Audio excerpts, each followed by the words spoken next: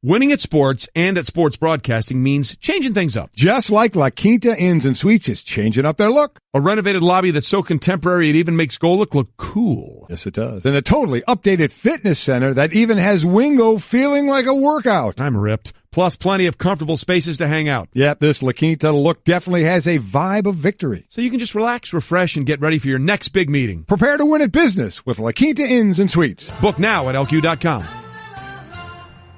Guillermo, you're laughing at the same thing I am, right? The music's playing, the show's starting, and Stugotz is doing a Baker Mayfield show with Mike because he just want to give him all his opinions on Baker Mayfield. While cursing up a storm. While cursing the whole time. While the music is playing, and we're waiting for him to stop cursing so that we can turn on the microphones. That's a thing that just actually happened. That's what I do. I get the takes in because you never know where this show is going to go. It's like a lazy river, this show. You just let it take you, where it takes you. And I never know if we're going to get to Baker Mayfield. So I gave Mike Ryan the Baker Mayfield take before we went on air. That's all. Oh, we're definitely getting to Baker Mayfield today because I don't know if Dan, did you see the huge breaking news from Adam Schefter? Whoa. The Browns definitely might take Baker Mayfield. That's amazing. Definitely might. You got to definitely might. He's definitely in the conversation for number one overall. This is huge. Tear up your mock drafts, people. Yeah. It's go time. Why would they take him number 1 when they can get him number 4? Because they can't. Because the Jets are going to take him number 3. That's right. That's according to Mina Kimes. Okay. Yeah. All right, so Greg Cote's also going to have a mock draft. We're going to see who's best at the mock drafts. Are we going to do Greg Cote's mock draft today? Well, here, this mock draft, Whoa. everything is with Greg Cote, has become a thing. Oh, it's such. Well, what do you are mean the become a worst. thing? Well, hold on a second. Before you go down this path, I just want it known that Greg Cote's entire existence, and this is as far as I can see, is just to go home and sort of figure out ways people have slighted him, ways that people have wronged or disrespected him. Why you got to bring up Slate magazine? It's not even just Slate. It's an email I get yesterday about $7.90 not paying you. Oh, I had that conversation. Yeah, well, today. No, but it just dawns on him after months that he hasn't been paid. Years. Right. And then he just wanders over to me and this is how it is with his grievances. He wants me to reach into my wallet and reimburse him. The airing of grievances? No, I will tell you how this conversation went. Hey, have I been getting paid for the local hour? I go, I don't know. Who negotiated your deal? And he's like, is that really important? It was clearly him that negotiated his deal. I don't have an agent, unlike some people. I said that it would be rather odd for you to work 5 years under one agreement and then just the next day decide, hey, I want to start getting paid for this now. That's probably something that should have been handled at negotiation. Yeah. Well, I don't know if ESPN pays me for 3 hours or 4. I'm going to have to check that. All right. I get my personal assistant right on it. Who's that? Greg Cote. I wish I had a personal assistant. Man, would I put him or her to work. Woo! So much to do. Yeah. Got a fence that's in my backyard. The Home Depot is taking like a year and a half to install a damn fence. Christ. But the draft is coming up. That's exciting, man. Oh, yeah. Let me explain to you how this has become a thing. So we put it in Greg's ear that we wanted to do the mock draft with Greg because we're trying out all these new draft experts, and Greg was actually better with his mock draft, more accurate than Mel Kiper and Todd McShay were last year. I doubled them. So we have a champion mock drafter here. And what does that mean, doubled them? You got twice as many right. I got twice as many. To the exact team. Exactos. Correct player to correct team. I call them exactos. Well done. Yeah. Right. I got exactos. I got like 8. That. Well, wait, are there other names for them? Like, are there other permutations? What are the things? What about if you got it to the right team, but there was a trade and it's the wrong spot? That's not an exacto. That's a... No, right player to right team is an exacto. But is there anything other than an exacto? That's the industry standard. No, not that I'm aware of. There's not a Quinella. There's not any of them. No, but I got 8, and Kiper and McShay both got 4. So a champion mock drafter here, right? Yes. Obviously, I want that on our show. Wait a minute. Did I just hear what he said correctly?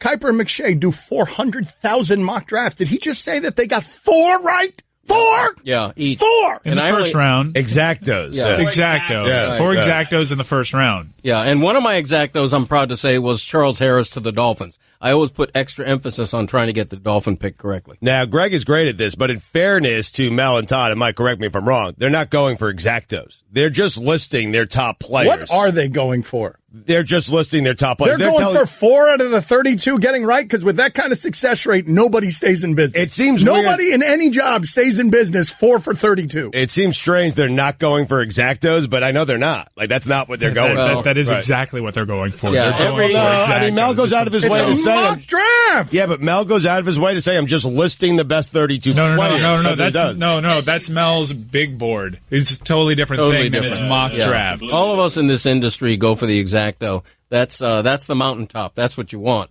And the other thing that's funny is that Mel and McShay spend the entire offseason on their draft, and they do like 15 or 20 permutations of their draft, 8.0, 7.0. Right. I spend about a day and a half on my draft and do one draft only. You're doing yours now. Yeah. I mean, I'm working on it. It's going to appear online at MiamiHerald.com tomorrow and in print Thursday. Well, the funny thing is, all that Greg does is he repurposes Todd McShay and Mel Kiper's mock drafts, and he changes the order a little bit. No, I do a lot of film study.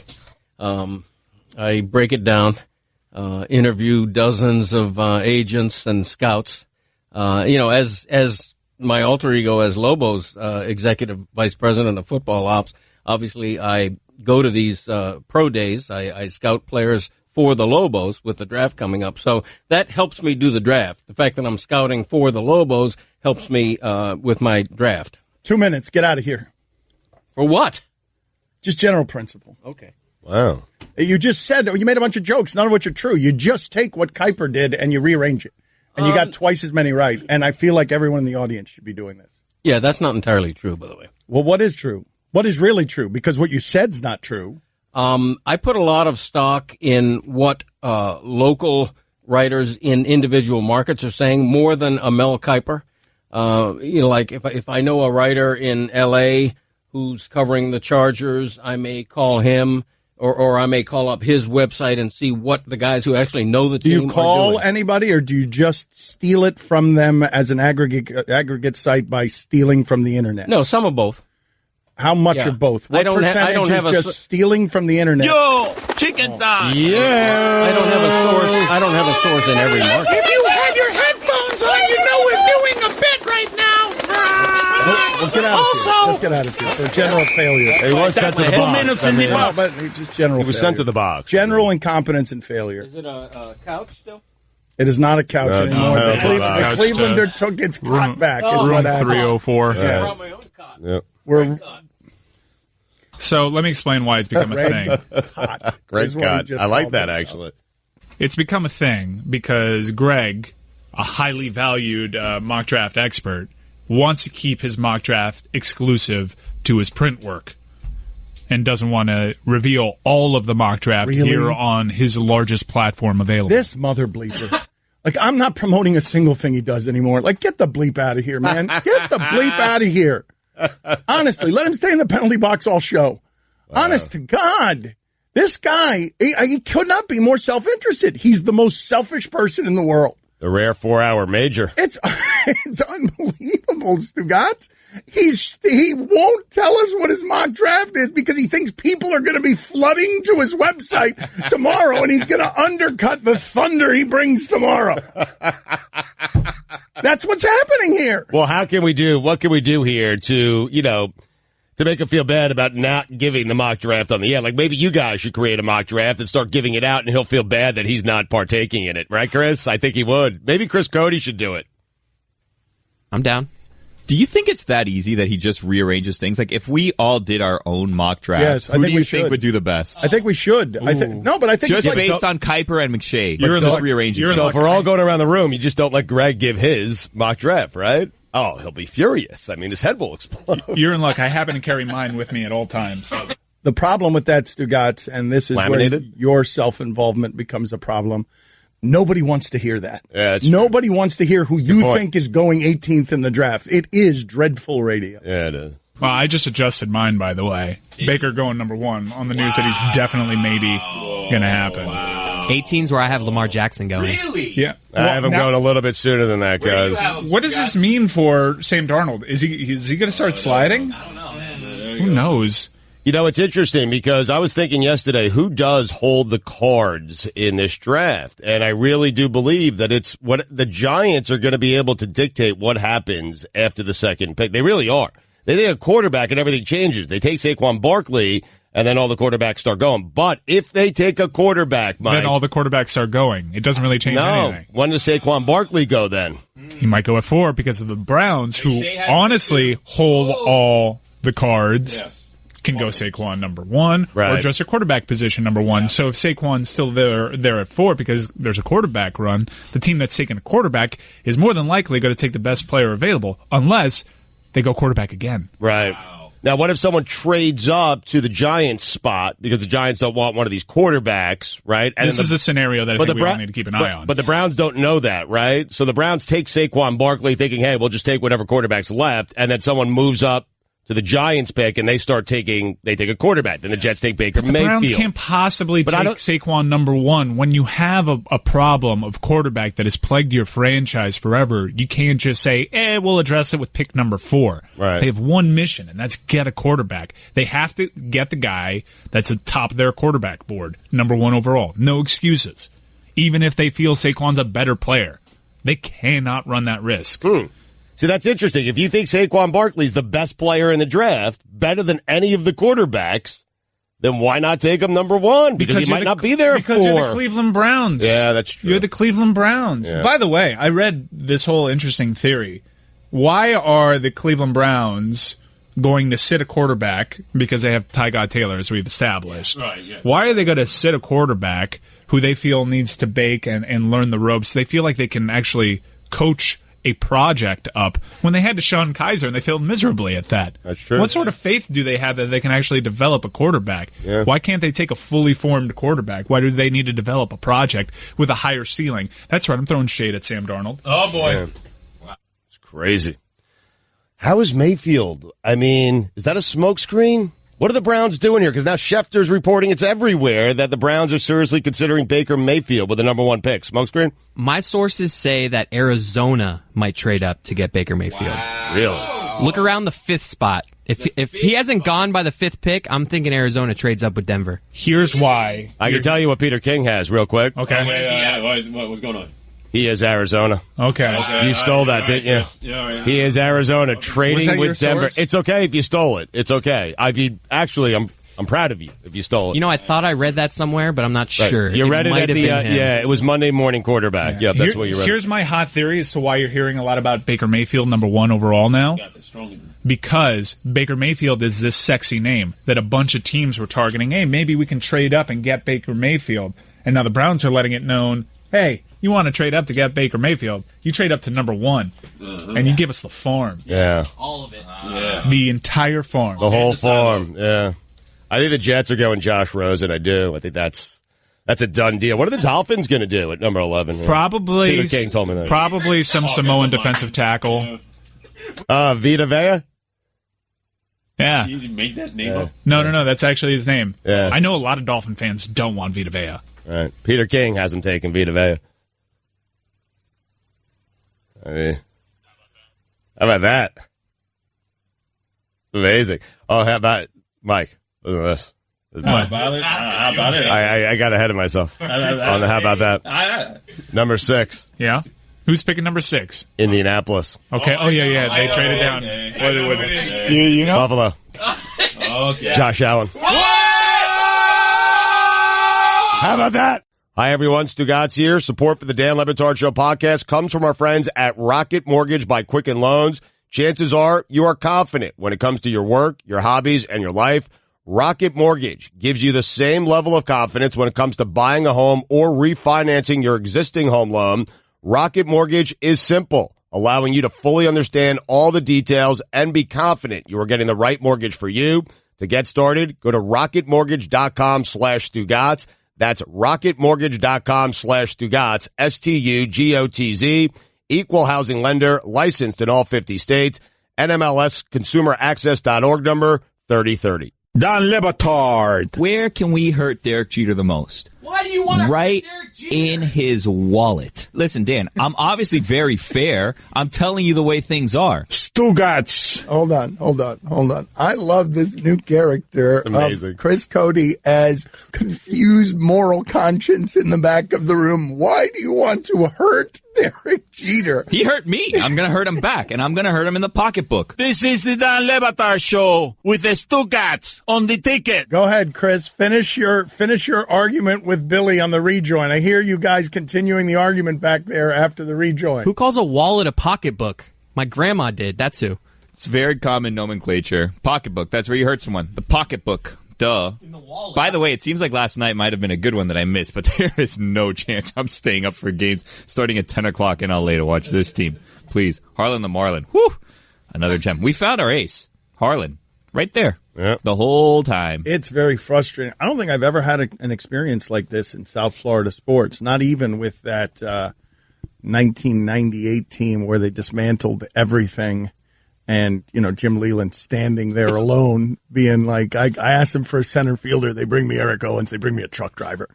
I asked them and so not even then. I turned on the television last night and I don't know anybody out there. I don't know anybody wearing their uniforms. It's just it feels like a AAA team just wearing major league uniforms.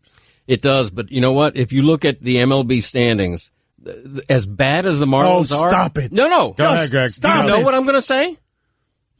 Because I don't think you know what I'm going to say. That's fair, Dan. You don't know. What I'm going to say is, as bad as the Marlins are, there are 5 other teams who are just as bad. For now. Yeah. No, I mean, you look at some of these bad teams. Yes. Man. Yeah. For now. So many teams are tanking. Okay. That's what we're going it's for? It's a good motto. Yeah, It's a good motto. We're better than, well, the Reds won last night, but we're a couple games better than the Reds. I'm just saying they're not alone in tanking, and Jeter has a lot of nerve to go on with Brian Gumbel because he got what he deserved in that interview based on everything I've read. So we went through all of this to get the 5th pick in the draft. What is this plan?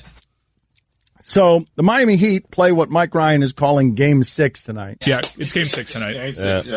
Game 6. Game 6. Game 5, Game 6 combo. All right, yeah. You win tonight, guaranteed Game 7. So tonight's Game 6. I like that. It's a rare combo. 2 for Tuesday. Despite that whole thing of being 0-2 at home against the Sixers. Doesn't matter. Yeah, you're doing. Due to win a home playoff You're not game, losing an elimination game on your home court to the Philadelphia 76ers. In fact, they win tonight. They should just stay in Philly. Absolutely. Yeah, both teams. Watch out. Congratulations. Game 6 and Game 7 are in Philadelphia.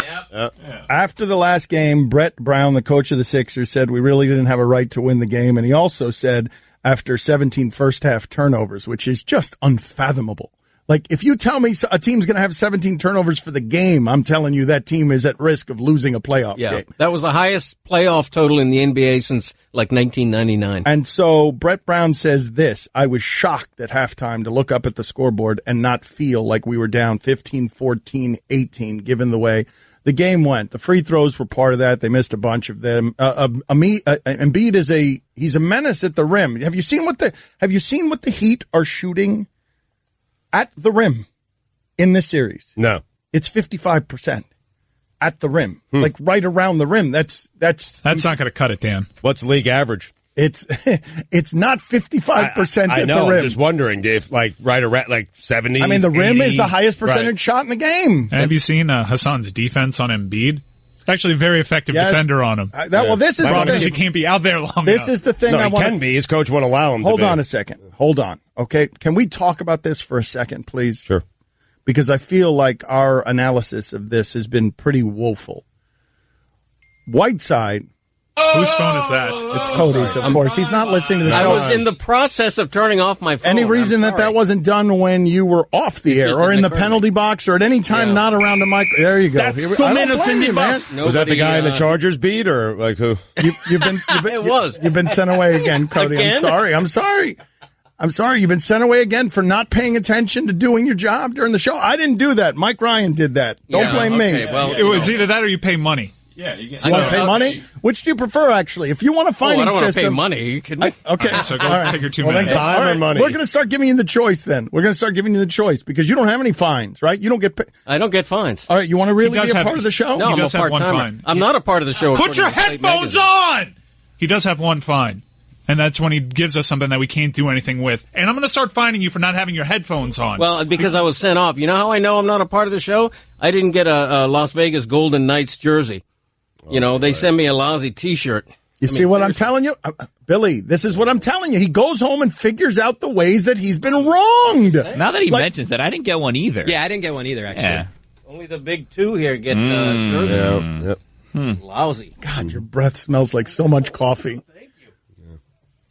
Thank you. I mean, That's a compliment. It is. I mean, his face smells like a Dunkin' Donuts, man. Dunkin' Donuts. Get out of here. I'm getting really frustrated with him today. Normally I find it cute and funny. Well, you guys are going to have to help me, okay? Because he's been getting legitimately mad about how often we send him to the penalty box, and he's been getting legitimately mad about all these slights, that he gets a T-shirt when me and Stugotz get a jersey, and that he's not mentioned in Slate Magazine, and he's legitimately mad about all of these things. We have a behind-the-scenes information that may have been sabotage. So that sound that went off was Chris texting his dad, reminding him to be upset about not getting his jersey because Greg forgot it. But he also forgot to turn off his phone. Back to the shadows. Back to the shadows. You get out of here. You go sit with your father. You get out of here for making him worse than he already is. A plague on the industry. The entire family. So, yes, Whiteside has been, Embiid, when Whiteside is guarding him, is 1 for 10 with 6 turnovers, I think. Yeah, but also he gets foul calls, which is why Hassan's not out there longer. Because Hassan can't be out there when Ilyasova's out there, and Hassan can't be out there if he gets 2 quick fouls. So it's catch-22. Yes, he's an effective defender on Joel Embiid. Joel Embiid's also played for half the series, and Hassan's been plagued with foul trouble. Let's figure this part out, though, because many of you were listening yesterday, and we were having a blueprint conversation, which might be a little early, just given that the season's not actually over, even though it is. Because this was a bad matchup for the Heat for the beginning, Stugotz. I would have preferred any of the other teams in the East, any of them. I wouldn't have liked the chance against the Raptors or even the Wizards for that matter, but I would have liked any of them better than this one. Yes. Because these two young guys with this team that has been doing nothing but growing for the last 40 games against a team with no stars and a max player who can't stay on the floor is... You're behind them, and now it appears you're behind them for the next 5 years. Oh, if not longer than that. And you could have avoided them just by simply losing Dan, I'm sorry, a regular season game at home against the Raptors. I'm sorry. There was no need to win that. It's not counterculture. Counterculture. Is part of their culture being smart? Their culture is winning. Oh. Culture is winning. The reason I asked the question, though, and while I wince at Stugotz suggesting that they lose a game on purpose to get someone else, because you can't really know who you're going to beat and who you're not, I do wonder if the appraisal of the blueprint becomes different if you simply get a different matchup. If they simply get Boston in the first round and somehow beat them, all of a sudden you're not criticizing Whiteside in the blueprint. It's been 4 games, and 4 games make you question the blueprint because you can see how obviously Philadelphia is better than they are. What's interesting is because of the matchup, and I understand why people wanted to tank and get the better matchup so you can advance further, even though advancing further might have been a matchup. How good would you feel right now, though, right? If you were Milwaukee right now playing against Boston, you'd feel better about the whole thing, even though you are Milwaukee. You're Milwaukee in every way except without the Greek freak. You are Milwaukee. And really what you are now is Boston in this condition. It's Boston without Kyrie Irving and without Gordon Hayward is what you are. Considering how wide open and the assets, and without the assets, that's another problem. Yeah, that's a huge problem that also needs to be addressed. Considering how wide open the East is, it doesn't take that much of a mind bend to say this could potentially be an Eastern Conference championship matchup between these two teams, and you'd feel a lot better if you walked away knowing that you weren't as good as Philadelphia, but you made it that far. It's just how the matchups broke down. I think that you are absolutely delusional about this basketball team. This is a totally pedestrian basketball team in almost every way that has maxed out. And I don't know what you think. Eastern Conference champions, like what? Playing in the Eastern Conference Finals in what world? I know that there's a talent discrepancy right now, and I also know that the Miami Heat have been ahead at halftime in each of these games, and they've actually been closer. You didn't just do that. You didn't just do that. What? I told you they had a 20-point loss. It felt like a 4-point loss. You did not just they were ahead at halftime. That's not something you just did. They've been ahead at halftime in each one of these games. Mike, and what, Mike? What? Winning a half of playoff basketball means something? The Miami Heat could have easily won the last 2 games. Oh, for the love of It could have God, easily Mike, won. this is the lament of the loser We'd right be here. in good shape if there were half wins. You I lost mean- 2 games, one of which Philadelphia had a record for turnovers in the last 30 years for a team that wins a game. Yeah. Like, you lost the last 2 games at home. What are you talking about? Yeah, you lost it by 4, and there were 2 very controversial non-goaltending calls in those games that haven't been a talking point nationally. I would have left SportsCenter with them. How about that moving screen on Embiid? That's another thing. So 6 points. So really, Miami Heat won that game by 2. Series, Turner. Yeah, Miami relies too much on a 36-year-old guy off the bench. Philadelphia is such a well-assembled team, a team built to last. They have 2 superstars. They have 5 guys averaging 18 points in this series.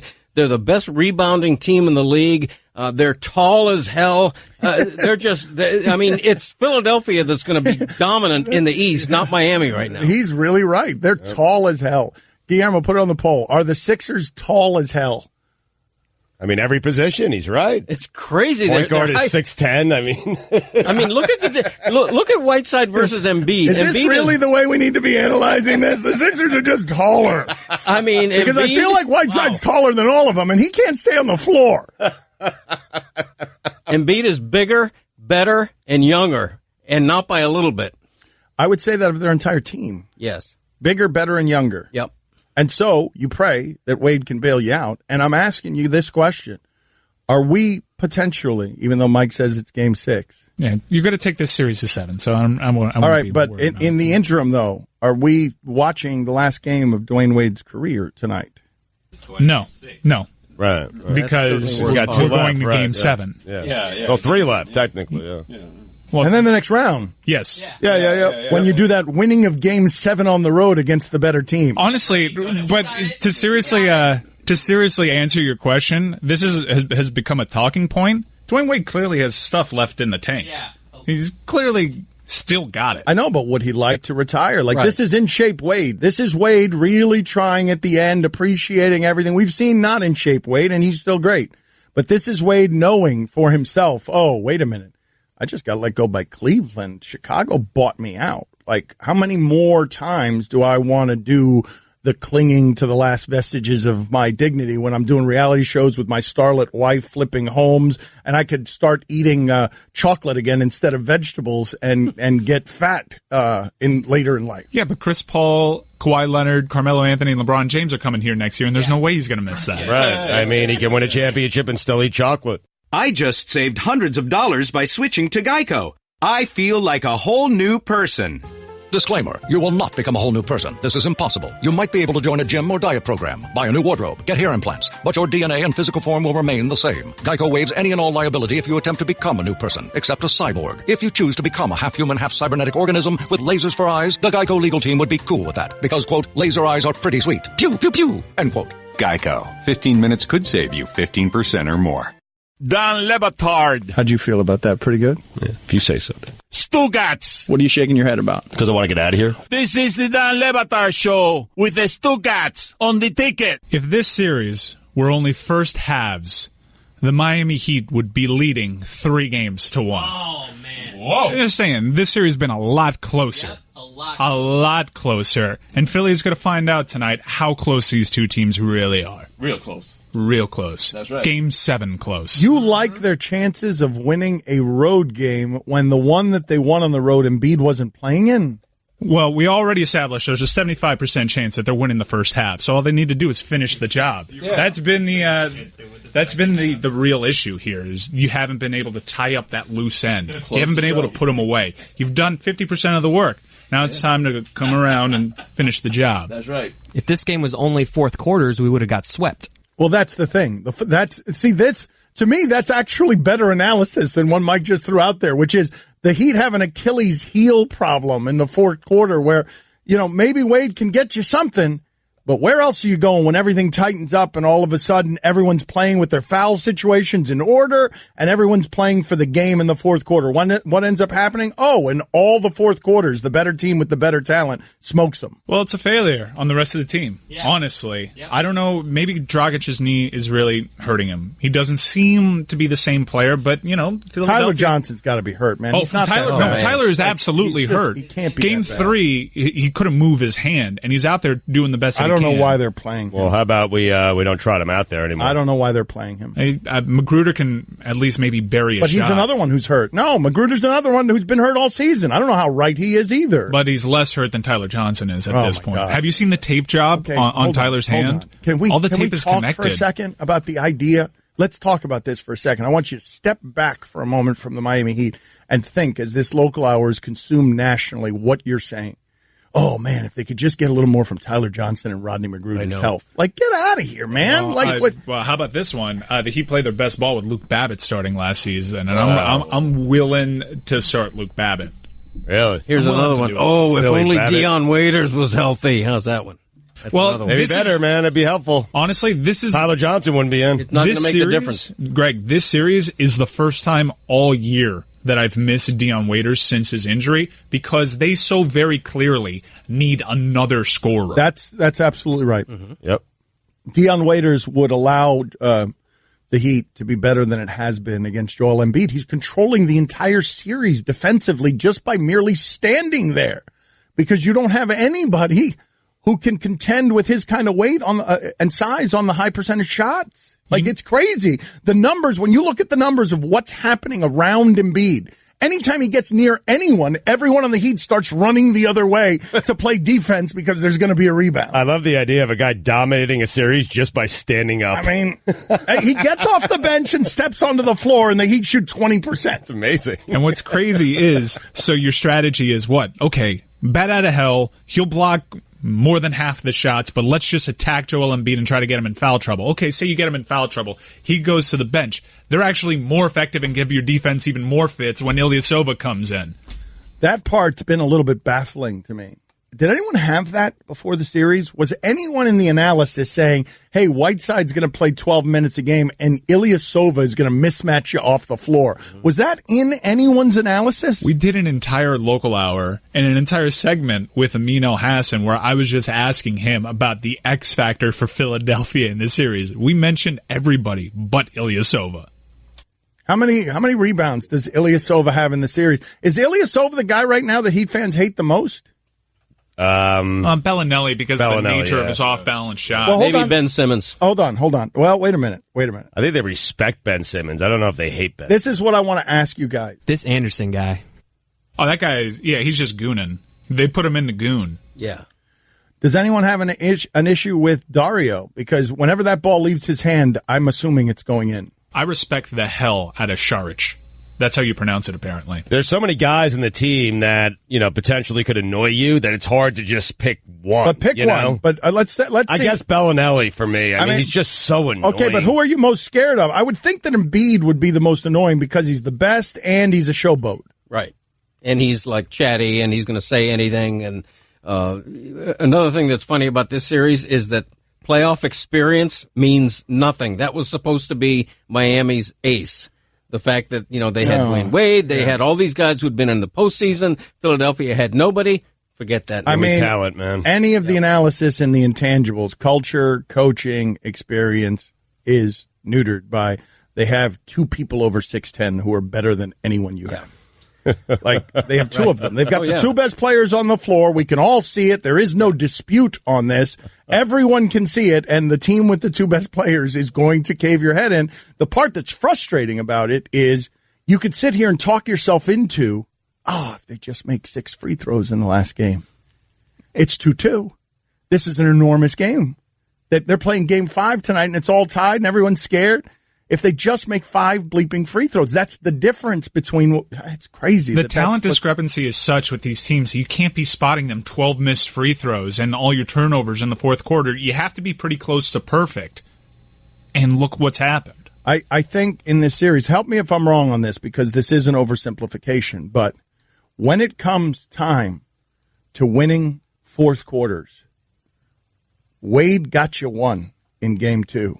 You can't keep asking him to do it against Simmons and Embiid and like your chances. No. Like you can't like your chances. It's all coming down to the fourth quarter. Dwayne, 36 years old, go get him with floaters and mid-range jumpers. And James Johnson is driving and he's looking for you. And it's like everything. But that one felt so good, man. Felt great. It felt like winning 3 games but you at once. understand what I'm saying, right? He's been great twice, actually. He's been great all series. He won that game even though they lost. That's right. He won game 4. Guillermo, put that on the poll. Did Dwayne Wade win game 4, even though they lost? Wasted effort. They wasted all the efforts. You got a game from Justice Winslow none of you expected. You got a series from Justice Winslow. You got a game from Olynyk that, a year ago you couldn't have imagined. You got a game from Jay Rich. Even though he damn near broke his shoulder, he gave you a franchise record-setting 7 steals in the postseason. Mm-hmm. Yeah, it's incredibly frustrating because you have to do so much to beat a team that clearly isn't there yet, but they're just getting by on immense talent. By the way, and it's an elimination game, so I'm going to have to do this, okay? He sort of skated by here because we've been calling out Hassan Whiteside, but Goran Dragic, you've been called out. Where you at, man? You've been called out. What? We're looking for offense, and you have an all-star point guard.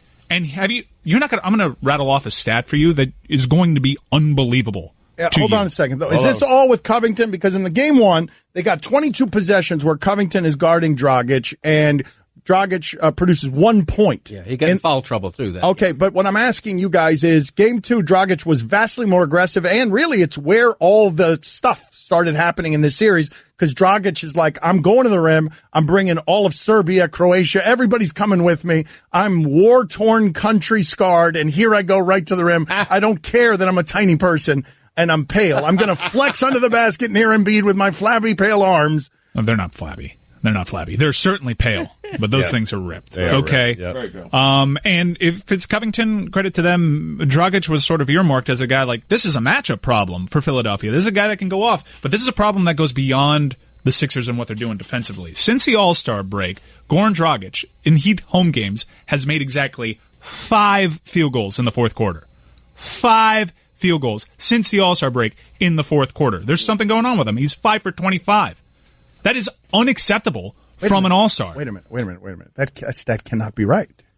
Let's hear it again. I had to quadruple check this. That stat, courtesy of Slim the Board Op. Since the All-Star game, Goran Dragic has made 5 fourth-quarter baskets? Since the All-Star break, at home, he has made 5 of 25 fourth-quarter shot attempts, including 0 in the playoffs. Wait a second. You checked this 3 times and then quadruple. Went in for a 4th? Quadruple. Wow. Yeah. Because it doesn't sound right. That doesn't sound like that could be possible. That's when they go to Wade, and when they go to Wade, Goran just goes and stands in the corner and just stands there. No, don't put this on Dwayne Wade, because Dwayne Wade comes in later in that fourth quarter.